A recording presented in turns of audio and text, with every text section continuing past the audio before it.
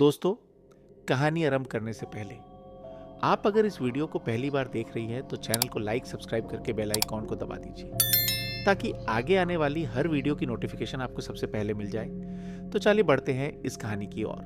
कहानी उत्तराखंड के एक छोटे से गांव रामपुर के पास की है। रामपुर से कुछ दूर जंगल के किनारे एक पुराना शीशम का पेड़ अकेला खड़ा था।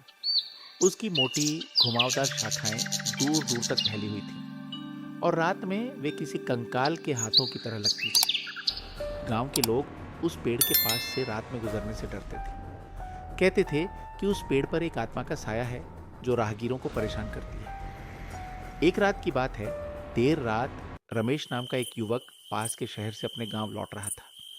उसने सोचा कि जंगल का छोटा रास्ता पकड़ने से उसका काफी समय बच जाएगा। उसे गांव वालों की कहानियों पर ज्यादा भी विश्वास नहीं था, इसलिए वह बेफिक्र होकर शीशम के पेड़ की ओर बढ़ने लगा।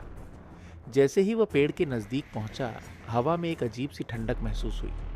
पत्ते जो पहले शांत थे अचानक से सरसराने लगे, मानो कोई फुसफुसा रहा हो। रमेश ने चारों ओर देखा, लेकिन उसे कोई दिखाई नहीं दिया।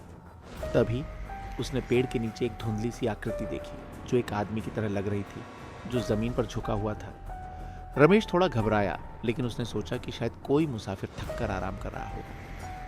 कुछ वक्त के बाद रमेश ने आवाज दी, भाई साहब, सब ठीक है ना? यह बात सुनने के बाद वो आकृति धीरे धीरे उठी। उसका चेहरा धुंधला था, लेकिन रमेश को ऐसा लगा जैसे उसकी आंखें चमक रही हों। उनमें एक अजीब सी उदासी थी। उस आदमी ने कोई जवाब नहीं दिया, बस रमेश की ओर देखता रहा। रमेश को अब डर लगने लगा। उस आदमी की उपस्थिति में कुछ बहुत ही असामान्य था। उसने आगे बढ़ने की कोशिश की, लेकिन वो आगे बढ़ नहीं पा रहा था, जैसे उसके पैर जम गए हों। तभी उस आदमी ने धीरे धीरे अपना हाथ उठाया और रमेश की ओर बढ़ाया। उसकी उंगलियां लंबी और पतली थीं, जैसे सूखी टहनियां। रमेश को ऐसा लगा जैसे किसी बर्फीली चीज ने उसे छुआ हो। तभी एक ठंडी हवा का झोंका आया और उस आदमी की आकृति और भी धुंधली हो गई। रमेश ने अपनी आंखें जोर से बंद कर ली। जब उसने आंखें दोबारा खोली तो वहां कोई नहीं था, सिर्फ वो अकेला शीशम का पेड़ खड़ा था और उसकी शाखाएं रात के अंधेरे में धीरे धीरे लहरा रही थी। ये सब देखने के बाद रमेश बिना पीछे मुड़े भागने लगा और वह पूरे रास्ते दौड़ता रहा ताकि वो जब तक अपने घर नहीं पहुंच जाए तब तक उसने सांस नहीं ली। अगले दिन रमेश ने गांव वालों को रात में जो जो उसके साथ हुई थी वो घटना सब बताई।